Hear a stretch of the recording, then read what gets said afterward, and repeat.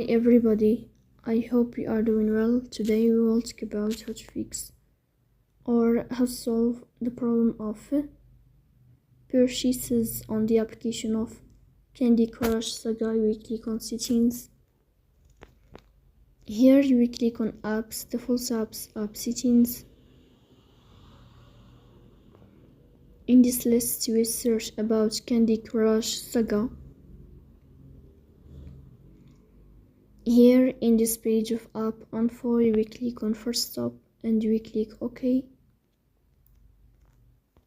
Here you will enter to the window of storage. In this page you will click on clear cache. In the end you will turn off your phone and you will restart your phone again to fix that problem. So please don't forget to support us by like and subscribe. See you next time and thank you for your watching.